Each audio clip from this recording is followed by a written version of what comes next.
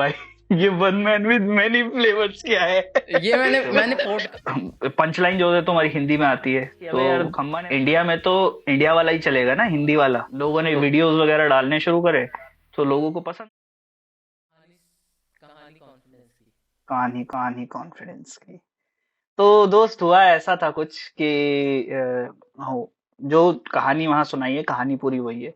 वो मैं यहाँ नहीं सुनाऊंगा, वो तुम लोग को जाके देखनी पड़ेगी मेरे चैनल पर, ठीक है? लिंक डिस्क्रिप्शन में तुम लोग को मिल जाएगा। तो कहानी पूरी वही हुई थी। मैं गया, मतलब मेरे दोस्त, मैंने देखा। फिर एनसीसी के कैंप में, कैंप नहीं था मतलब ऐसे ही लेक्चर सुनने गया था मैं। तो वहाँ एनसीसी का वो चल रहा था तो मैंने वहां पर देखा था। देन उसके बाद अप्रोच किया मैंने, वो फोन टूटा, उसके बाद जोड़ा मैंने। तो कॉन्फिडेंस की कहानी वो ये थी कि उसके बाद ऐसा कॉन्फिडेंस आ गया कि मैं जा सकता था किसी के पास भी, ऐसे जाके बात कर सकता था। तो फिर मैंने उसके बाद 3-4 बार 3-4 लोगों से बात करी। तो बनी तो बात कहीं, कहीं बात बनी। हाँ, बनी भी थी फिर बिगड़ी भी थी। वो एक अलग कहानी है, वो एक अलग स्टैंड अप में तुमको देखने को मिलेगा। मतलब एक बहुत फनी स्टोरी है वो तो। वो कभी और स्टैंड अप में दिखाऊंगा। वैसे स्टैंड अप कॉमेडी का कीड़ा लगा कहाँ से वैसे आपको? हम्म। ये एक अच्छा है। देखते इतना थे ना दोस्त कि मतलब मैंने, एक कह सकते हो कि ग्रेजुएशन के टाइम पे ना, अगर मेरा कोई ऐसा चीज थी जिसमें मतलब मैंने महारत हासिल कर ली थी, वो था स्टैंड अप देखना। देखना। ओके। मैंने स्टैंड अप इतना देखा, इतना देखा, इतना देखा, जितना जितना देखा देखा जा जा सकता था। सकता था। ठीक है। दो आंखों से तो कितना देखा जा सकता था। जितना देखा जा सकता था, ठीक है, 2 कानों से जितना सुना जा सकता था, वो इतना देखा मैंने। कि लाइक स्टार्ट हुआ था, मुझे याद है मैंने जीवेशु वाले का एक वीडियो देखा था। उससे पहले भी मेरा एक एनकाउंटर हुआ था स्टैंड अप के साथ, वो था लाइव स्टैंड अप था। मोहम्मद अनस करके एक स्टैंड अप कॉमेडियन है, वो मेरे कॉलेज में आए थे। मैंने उनको लाइव देखा था। और फिर मैंने एक दिन देखा है वो आदमी टीवी पे दिखाई दे रहा है मेरे को। मैं कि ये इस आदमी को तो मैंने कहीं ये देखा है। ये तो मतलब ये वो नहीं, मैंने कहीं नहीं, मेरे को याद था कि मैंने इसको, क्योंकि यार उस आदमी ने मतलब तुम्हें पता है स्टैंड अप 2016 में इतना प्रोमिनेंट था नहीं, तो 2016-17 में उस टाइम पे लोग स्टैंड अप का, उन लोगों ने कंपटीशन रखवाया था हमारे कॉलेज के जो फेस्ट करवाने वाले लोग थे, उन्होंने कंपटीशन रखवाया था। बहुत ही रद्दी कॉमिक्स आए थे, जिसे कहूंगा ना रद्दी। मेरे वर्ड्स पे मत पीजी जाना, बट 13। लिटरली उनका कंटेंट बहुत ही, नहीं PG-13 भी नहीं, बहुत गंदा कंटेंट बहुत था। गंदा। हाँ, एक ही बंदा था जो मुझे लगा कि हाँ ये ओपन माइक्स वगैरह में, अब लगता है कि हाँ ओपन माइक्स वगैरह में जाता रहा होगा वो। तो वो उसने अच्छा किया था, उसने वरना सब लोग ऐसे जैसे ओवर एक्टिंग करने वाली चीज होती है ना, कि ओवर एक्टिंग आके कर रहे हैं, तो किसी को पता नहीं था स्टैंड अप क्या होता है। बट उसी के बाद एक बंदा जिसको जज करने के लिए बुलाया गया, उसको बोल दिया कि स्टेज पे, और वो बस अपने नाम का मजाक उड़ा रहा है, अपना मजाक उड़ा रहा है, अपने नाम का मजाक उड़ा रहा है। किसी और का मजाक नहीं उड़ाया उसने, वो अपने ऊपर जोक मार रहा है, सब कुछ कर रहा है, और हम हंस हंस के लोटपोट हो रहे हैं। तो वो मेरा एक स्टैंड अप से एक एनकाउंटर था। देन उसके बाद फिर फेसबुक पे एक वीडियो दिख गई मुझे जीवेशु वाले की। फिर मैंने देखना शुरू किया, फिर वो एक लूप में फंस जाते हो तुम। बिल्कुल बिल्कुल। तो मेरे को पहले लगता था कि इंग्लिश से ही होता है स्टैंड अप कॉमेडी, क्योंकि पहले पहले मैंने देखा था जीवेशु वाले वो ऑलमोस्ट इंग्लिश में करते थे स्टार्टिंग में। देन उसके बाद मैंने केनी सेबेस्टियन और अभिषेक उपमन्यु भी देखा था। और मतलब जितने भी देखे थे करण तलवार करके एक थे। उसके बाद करुणेश तलवार भी थे। तो ये जितने भी लोग थे ऑलमोस्ट अंग्रेजी में कर रहे थे, ठीक है। तो मेरे को लगा अंग्रेजी में ही होता होगा और वो सुन के मेरे को फायदा भी हुआ। मेरी अंग्रेजी सुधर रही थी भाई उस समय, कुछ समय के लिए। ये सोचो कि बंदा स्टैंड अप देख रहा है और अंग्रेजी सुधर रही है। ये भी इसके यही कमाल ये है। भी यही फायदा है। ये भी एक अलग अलग तरीके का मजा है, तो वो बहुत अच्छा हुआ था। देन उसके बाद फिर जैसे जैसे चीजें बढ़ती गई, हमने मतलब जाकिर भाई को भी देखा, हमने उनको भी देखा, क्या नाम है अपने, अरे क्या नाम है, देखो, इतने टाइम से अगर तुम बकवास करोगे तो फिर तुम्हें तुम्हारा नाम भी लोग भूल जाएंगे। कौन है अपने, कुणाल कुणाल कुणाल कामरा। कामरा। ओके, कुणाल आपने कामरा। आपने किया है शायद पॉडकास्ट? नहीं नहीं, नहीं, कुणाल भाई के उनके साथ साथ कुछ नहीं नहीं किया। किया, नहीं उनके साथ नहीं, नहीं किया। कुणाल कामरा के साथ नहीं। अभी मतलब मैं सेफ रहना चाहता हूँ थोड़ा जिंदगी में, तो नहीं किया अभी उनके साथ। ओके, तो अब स्टैंड अप से आते हैं रोजेंडर पर। बिल्कुल भाई शिफ्ट बिल्कुल। करते हैं बीच बीच में, क्योंकि बोर नहीं करना किसी को। तो नहीं नहीं। वैसे रोजेंडर साइंस का आइडिया आया कहाँ से? आइडिया कहाँ से आया, ये था यार कि साइंस के लिए कुछ तो करना था अपने को। एक ही चीज, एक दो चीजें ही आती थी, क्योंकि तुम अगर मेरे को जिंदा ऐसे देखोगे ना तो तुम्हें लगेगा नहीं कि ये बंदा कोई एथलेटिक है। ठीक है। आप मैं एथलेट एथलेटिक मैं हो? मैं एथलेटिक नहीं हूँ कि एथलेटिक मतलब फिटनेस वगैरह वाला बंदा होता है, एथलेटिक होता है। तो वो एक देख के पोस्चर समझ आ जाता है ना। मैं ऐसे गोलू मोलू सा बंदा था। ठीक है। तो ऐसा कुछ था मेरा, मैंने गिटार भी सीखा उसके बाद सब कुछ किया, बट एक साइंस का कीड़ा था अंदर। ठीक है। तो वो कीड़ा कहीं ना कहीं ऐसे पिच करता था कि भाई कुछ तो करो कुछ तो करो। फिर एक होता है ना कि जब तुम नए नए कॉलेज में आते हो, तुमने कॉलेज कंप्लीट कर लिया। नहीं, अभी लास्ट ईयर चल रहा है मेरा। मैं अभी कॉलेज में मेरा तुम्हारा कोई रेगुलर नहीं है, नहीं। मेरा रेगुलर नहीं है। अच्छा, अभी तुमने 12वीं पास करी तो उसके बाद कोई तो दोस्त आया होगा तुम्हारा कि चल भाई एक नेटवर्क मार्केटिंग का एक वो समझाता हूँ तुझे। था, आए हैं ना। तो वैसे ही मुझे भी मेरा एक दोस्त ऐसे एक सेमिनार में लेके गया था। तो वहां मुझे नेटवर्क मार्केटिंग तो समझ नहीं आई, बट उसने मुझे ये बता दिया था कि फेसबुक का एक पेज बनाया जा सकता है। तो 2016 में दिसंबर 23 को मैंने रोजेंडर नाम का एक पेज बनाया। नाम मेरे पास था, क्या थी नाम की कहानी, क्यों थी नाम की कहानी, ये अभी मैं तुमको नहीं बताऊंगा। ये कभी और बात करेंगे इसके बारे में, जब लिटरली रोजेंडर को मैं कहीं ऐसे लेवल पे ले जाऊंगा कि जहां पर नाम की कहानी जानना जो है वो एक लोगों के लिए भी जरूरी हो जाएगा। चलो देखेंगे, कभी देखेंगे कि लाइव आपके साथ बैठ कर करेंगे कभी। बिल्कुल, ये तब करेंगे। तो हुआ ये, पेज बनाया मैंने, अब नाम दे दिया रोजेंडर। तो पहले पहले तो मैंने एक इमोजी होता है ना चश्मे वाला, चश्मा पहना हुआ, कूल। वो इमोजी मैंने, हाँ, वो जो मैंने तुम्हें कूल वाली स्टोरी बताई थी ना, कि वो यहाँ से शुरू हुई थी वही वही, कि बस बस बस, बस। वो एक, लाइक जैसी कॉलेज में आए थे तो हर चीज के आगे हाँ की जगह कूल लिखते थे। वैसे लोगों, मैं रोकना चाहूँगा। मैंने सवाल पूछा था, मैंने इनको जीएम किया सुबह, गुड मॉर्निंग। तो ये कहते हैं कि पूरा लिखा करो। मैंने कहा I am trying to be cool, मतलब I was trying to be cool. तो कह रहे हैं मैंने भी एक बार कूल बनने की कोशिश की थी। तो मैंने पूछा कामयाब हुए कि नहीं। अब कहानी आगे से शुरू होती है। और उसकी कहानी ये शुरू होती है, बहुत गंदी बेइज्जती करी थी मेरी। वो थे मेरे सर, गिटार वाले सर थे। तो उन्होंने क्या किया कि हम गिटार लेने के लिए गए थे, और उस समय सर के पास था, और सर ने बोला कि मेरा एक दोस्त गिटार ले रहा था और मैं गिटार ले रहा था, मेरे को इलेक्ट्रिक लेना था, उसको अकोस्टिक लेना था। तो तो सर ने बोला कि वहां जाओ, वहां से एक किताब उठा लो। अब सर की मतलब कि सर की ऐसी चौड़ थी कि दुकान पे बैठ के आराम से ऐसे बताते थे कि वहां से वो सामान ले आओ, वहां से वो सामान ले आओ। होते हैं ना कि एरिया में यही गिटार सिखाने वाले, यही म्यूजिक सिखाने वाले, तो सारी दुकानों पे इनकी चलती है। तो वो ऐसे आदमी थे, तो उन्होंने बोला वहां से वो किताब उठा लो। तो मैं गया, मैं दूसरी किताब उठा के लिया। तो उन्होंने बोला अबे वो सिर्फ कूल लिखने से कोई कूल नहीं बन जाता है, काम भी करने पड़ते हैं। तो उस दिन से मैंने कूल लिखना छोड़ दिया। बहुत बढ़िया। कूल लिखना ही छोड़ दिया। मैंने लिखना ही छोड़ दिया, क्योंकि भाई इतनी गंदी बेइज्जती मारी थी ना सर ने। मेरा दोस्त मतलब मेरे दोस्त और मेरे सर का कोई रिलेशन नहीं है, और उन्होंने मिल के ऐसे मेरे ऊपर दोनों हंसे थे ना। दुकान वाला नहीं हंसा क्योंकि उसे पता है गिटार नहीं लेगा फिर ये मेरे से। चंडीगढ़ होते तो शायद हंस भी लेते। हम्म। कोई दिक्कत नहीं होती चंडीगढ़ में, तो वो तो कहते हैं लेके जाएगा तो जाएगा। हंस लेंगे, हम्म। हंसा लेंगे, सही। कोई दिक्कत नहीं है।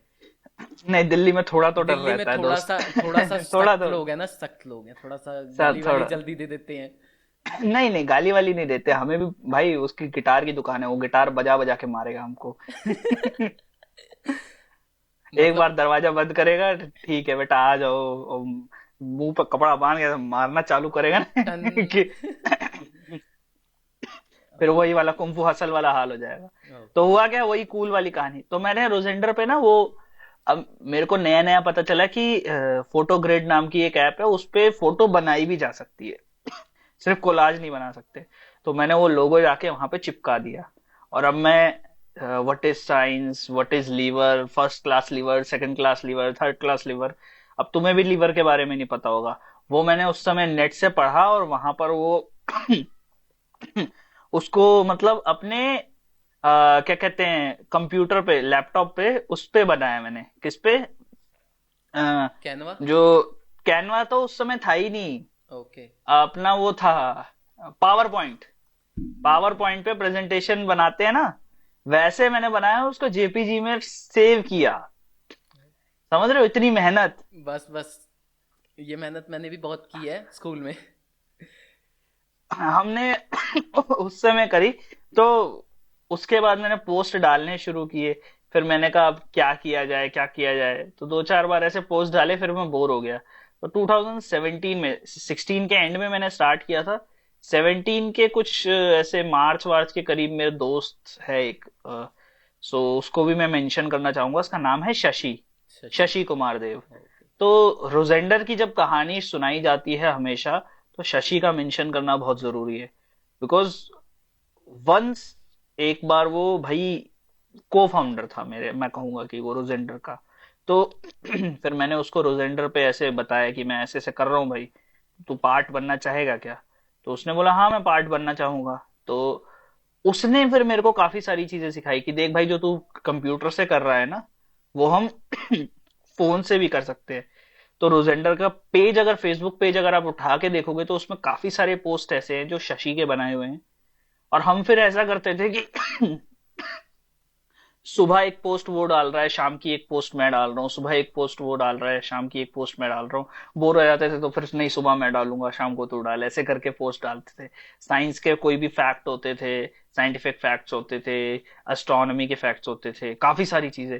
मतलब हम लोगों ने पूरी रीच ऐसी पहुंचा दी थी ना कि मतलब 4-4 5-5 हजार एक पोस्ट पे रीच आती थी। लाइक्स नहीं, रीच आती थी। Reach reach. और मतलब लोग कमेंट्स में हमारे झगड़ा कर रहे हैं। तुम समझ रहे हो कि किसी और ही कॉन्टेक्स्ट में हमारे कमेंट में झगड़ा हो रहा है, साइंटिफिक वे में, कि यहाँ पर ये है, यहाँ पर ये है, यहाँ पर ये है, और वो सारी चीजें। फिर उसके बाद 2017 के मिड में हम लोगों ने सोचा कि क्यों ना एक यूट्यूब चैनल शुरू किया जाए। तो सितंबर, आई गेस 14 को, 14 सितंबर को शायद मेरा चैनल शुरू हुआ है। सितंबर में शुरू हुआ है, डेट मुझे याद नहीं है। शायद 14 सितंबर को ही शुरू हुआ है मेरा चैनल। तब से हम लोगों ने बायोग्राफीज डालनी शुरू करी थी। इंडियन साइंटिस्ट की पहली बायोग्राफी थी एपीजे अब्दुल कलाम सर की। देन दूसरी बायोग्राफी रामन सर की थी, जो मतलब मेरे ऐसे आइडियल टाइप में है, कि रामन सर को मैं बहुत ज्यादा ऊपर मानता हूँ। उनके बारे में कोई भी गलत चीज, अगर कोई गलत इन्फॉर्मेशन कोई देता है, तो मुझे बहुत ज्यादा खुंदक आती है। तो कोई मेरे सामने अगर ऐसे फालतू की बकवास करता है तो तो उनके बारे में फिर वीडियोस डालनी शुरू करी। फिर शशि ने बोला कि हम जनरल वीडियो क्यों नहीं बनाते हैं, जनरल साइंस के बारे में।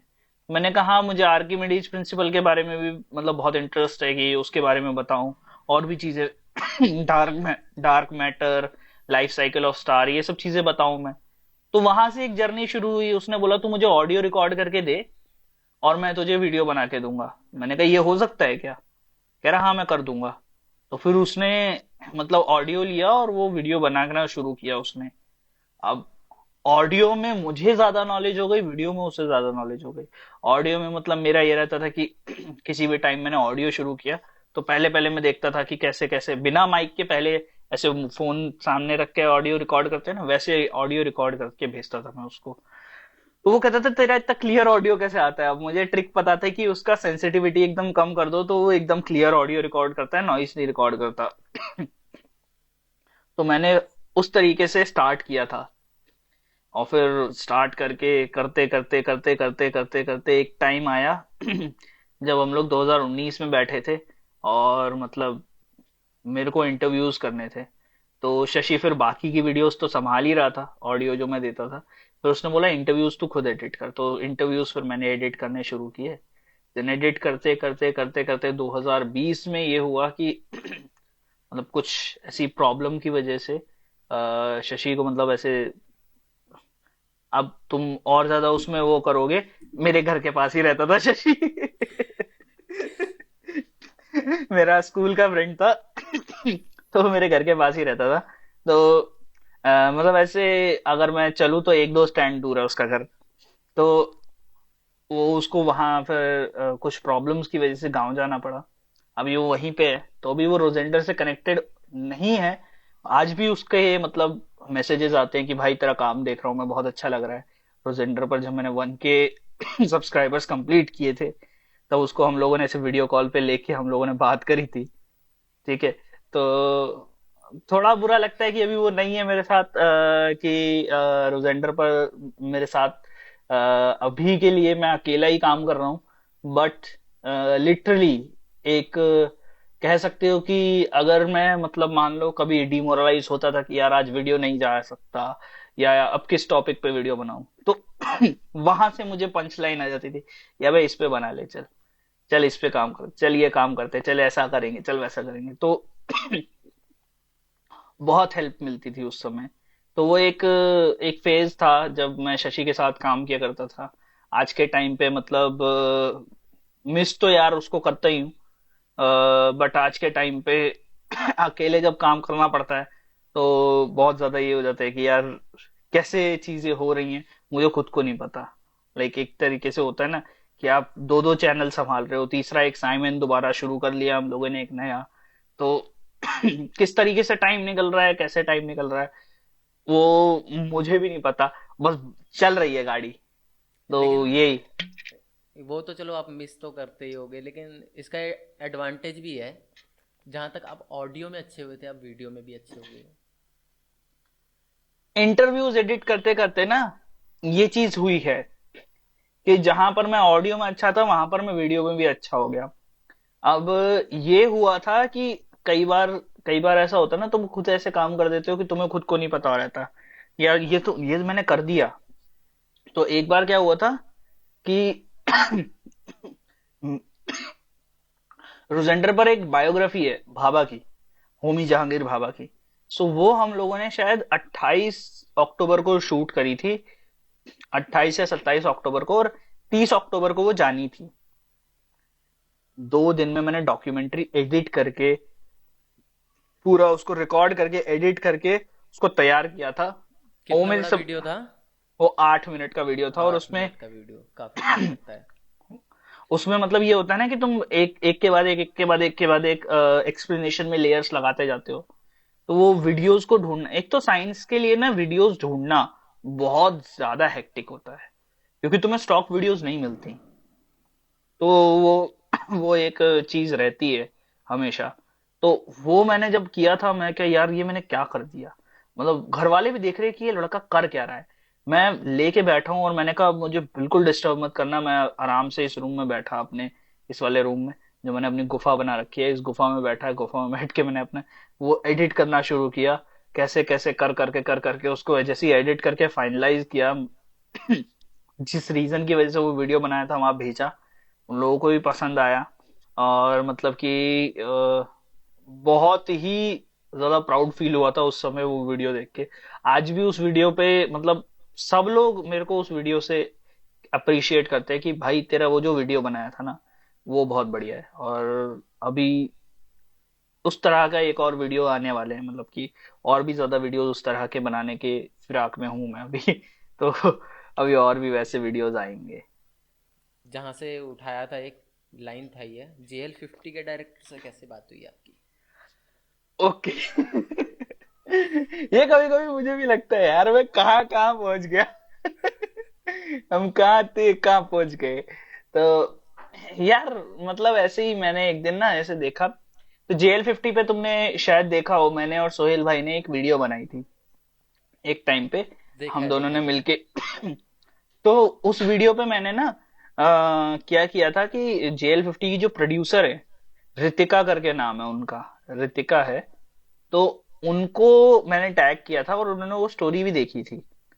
तो मैंने उनको मैसेज डाला, पॉडकास्ट के लिए बुलाया, वहां से कोई रिप्लाई नहीं आया। मैंने कहा चलो ठीक है। तो एक दिन ऐसे ही अचानक से मैंने देखा JL50 डायरेक्टर, और ऐसे स्पॉन्सर्ड वीडियो आता है ना, स्पॉन्सर्ड पोस्ट इंस्टाग्राम पे स्टोरी दिखती है स्पॉन्सर्ड, कि ये क्या है यार, ये JL50 के डायरेक्टर तो वो है। अब मुझे याद नहीं था कि मैंने वो जो देखा था वो प्रोड्यूसर थी, डायरेक्टर नहीं थी। तो मैंने देखा, मैंने कहा यार ये बंदा कौन है यार, JL50 के डायरेक्टर बोल रखे हैं, और मतलब इतने कम उनके फॉलोअर्स वगैरह थे। मैंने कहा यार ये क्या है, मैंने गूगल करके देखा, मैंने कहा भाई भाई ये तो JL50 के डायरेक्टर हैं। मैंने मैसेज करके लिख दिया, मैंने कहा सर ऐसा ऐसा मेरा चैनल है, और मैं साइंस के लोगों के साथ बात करता हूँ, क्या आप मेरे चैनल पे आना पसंद करोगे, ऐसे करके एक अच्छा सा मैसेज उनको लिख के भेज दिया। अब जैसे तुमने क्या किया था कि तुमने मैसेज लिख के भेज दिया, और फिर तुम हो जाता है ना कि पीछे सीट पे बैठ जाते हो कि हाँ अब रिप्लाई का वेट करना है, तो मैं रिप्लाई का वेट कर रहा था। 2-3 दिन हो गए, उसके बाद मुझे लगा नहीं आएगा रिप्लाई। फिर रिप्लाई जब आया ना, तब उन्होंने कहा हाँ मैं करूंगा, और मतलब मैं तुम्हें जानता हूँ। मैं कहा, कैसे कैसे? तो उन्होंने ये जब बोला, मैंने कहा यार ये थोड़ा गलत हो गया, ये क्या, इसके बारे में जानना पड़ेगा। फिर उन्होंने फोन नंबर दिया, फोन नंबर एक्सचेंज किया, हम लोगों ने फोन पे बात करी।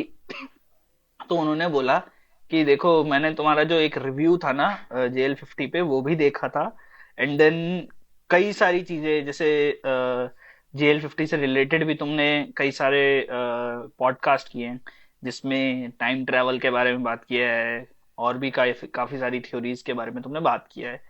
तो मतलब क्वांटम फिजिक्स वगैरह के बारे में, जो अमूमन तौर पे मैं करता रहता हूँ साइंटिस्ट के साथ। तो उन्होंने मेरे को बोला मैं तुम्हारा चैनल रेफरेंस के तौर पे देखता हूँ।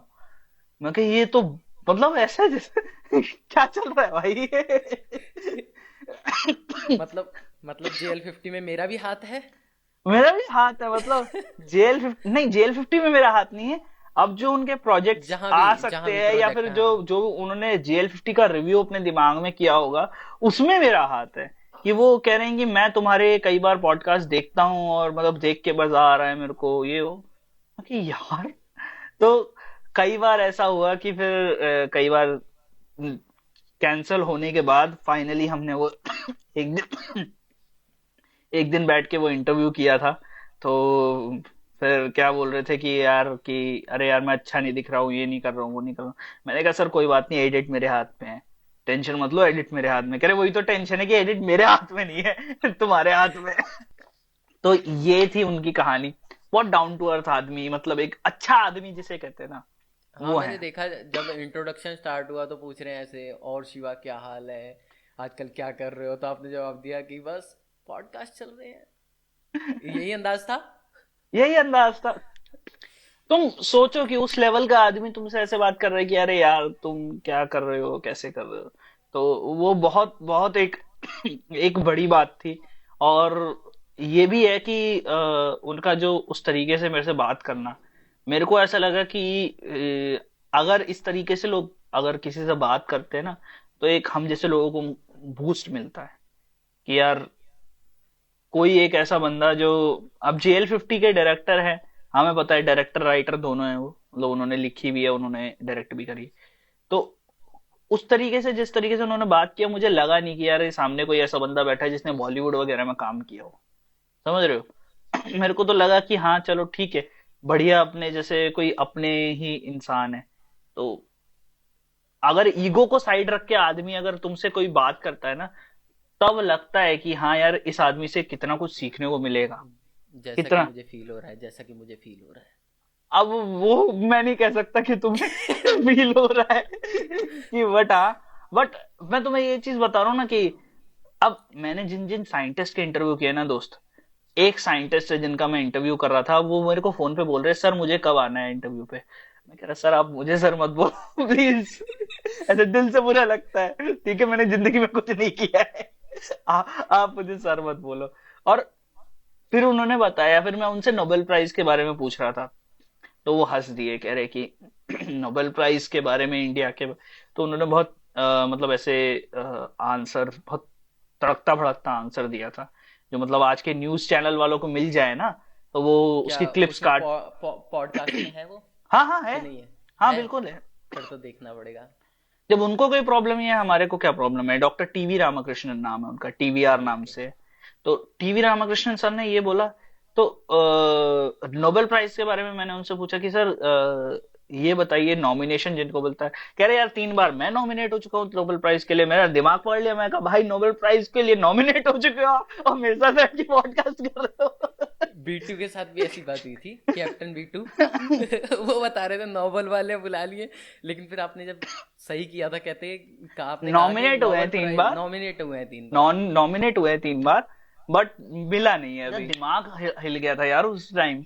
मैं कह रहा भाई ये चल क्या रहा है, मतलब तुम्हें कई बार ऐसा होता है ना, तुम, अरे एक तो साइंटिस्ट के बारे में जब तुम स्टडी करते हो ना, जैसे मेरे बारे में तुम्हें स्टडी करना है, तुमने पॉडकास्ट देखे, कई सारे पॉडकास्ट है उसमें मैं अपनी कहानी में थोड़ी थोड़ी थोड़ी थोड़ी बताता रहता हूँ।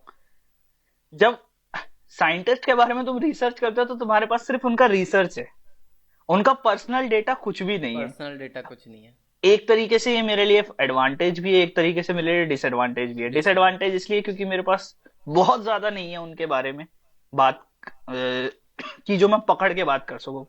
जो है वो मैं इंटरव्यू में जिस तरह से पूछूंगा उस तरह से ही जवाब मिलेगा। तो वो डिपेंड करता है कि साइंटिस्ट का मूड कैसा है। अभी जैसे एक नाजम सर है, उनका मैं अभी 1-2 दिन में ट्रेलर निकालूंगा, एंड देन उसके बाद उनका पॉडकास्ट जो है वो आएगा।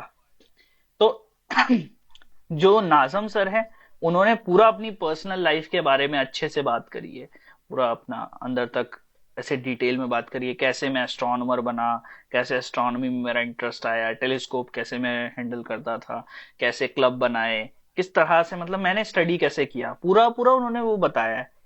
अब उसके बाद में उन्होंने अपनी पूरी पर्सनल लाइफ को एक्सप्लेन किया है, तो मुझे ज्यादा कुछ करने की जरूरत नहीं पड़ी। अब जो लोग थोड़ा शांत रहने वाले लोग हैं, वो उन लोगों में थोड़ा करना पड़ता है कि सवाल इस तरीके से पूछने पड़ते हैं कि थोड़ा अपने पर्सनल लाइफ के बारे में बता दे।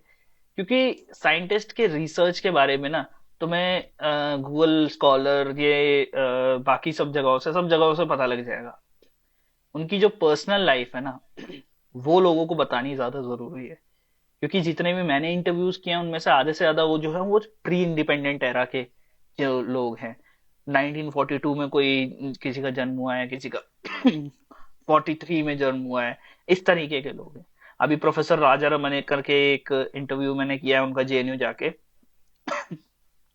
तो उस इंटरव्यू में मतलब उन्होंने बताया कि मैं सीवी रामन के बेटे से मिला हूँ, और रामन के बेटे से मिला हूं तो मुझे पता है कि वो कैसे काम करते हैं, कैसे काम नहीं करते। तुमने मैनहट्टन प्रोजेक्ट के बारे में सुना होगा। Manhattan project was the project जिसमें एटॉमिक बॉम्ब बनाया गया था अमेरिका के द्वारा। ठीक है। तो सुना है, हाँ उस ज्यादा प्रोजेक्ट, स्टडी नहीं हाँ किया उसके उस बारे में। प्रोजेक्ट में एक साइंटिस्ट थे, हांस बेथे। ओपनहाइमर करके एक मूवी आ रही है अभी। कब? अभी रिलीज हो ओपनहाइमर, रही है क्या? हाँ 2023 में। अरे यार नोलन की भाई मूवी है। नोल ओ, फिर तो देखनी पड़ेगी। नोलन की मूवी है। अभी टीजर आया था कुछ समय पहले। मैंने देखा नहीं, मैं बहुत कम देख रहा हूँ, मतलब मैं, हम्म। इंटरेस्ट तो मेरा है, लेकिन मैं जॉब में थोड़ा बिजी ज्यादा हूँ ना, ये यार इस होता वजह है, से। ये मेरे साथ भी होता है। मतलब कई बार ऐसा अशरफ मेरे को गालियां देता है कि तू मूवीज इतनी ज्यादा, मतलब सारे ही देते हैं कि मूवीज के रेफरेंसेस मुझे नहीं समझ आते। क्योंकि मेरे को एक तो पहली बात बहुत ज्यादा इंटरेस्ट नहीं है मूवीज में, क्योंकि बैठ के देखनी पड़ती है मूवीज और सीरीज। और दूसरा, नहीं है, टाइम भी नहीं है उतना। तो टाइम नहीं निकल पाता है। ओपनहाइमर जो है वो उन, मतलब प्रोजेक्ट हेड थे, और उन्हीं के साथ थियोरेटिकल वर्क में और भी ज्यादा और चीजों में हांस बेथे थे। तो हांस बेथे के डायरेक्ट स्टूडेंट है राजा रमन सर। तो वहां से मुझे काफी सारी चीजें जो है वो हांस बेथे के बारे में पता लगी। मुझे डाइसन के बारे में पता लगी। डाइसन, अटक गए अगर तुम आप अटक गए। सर्च करोगे ना तो बहुत सारी ऐसी साइंटिफिक जो साइंस फिक्शन थ्योरीज है ना, वो तुम्हारे सामने आ जाएंगी कि सन को इस तरीके से कवर कर लो कि पूरी एनर्जी उसकी सोख लें हम लोग, ऐसा कुछ।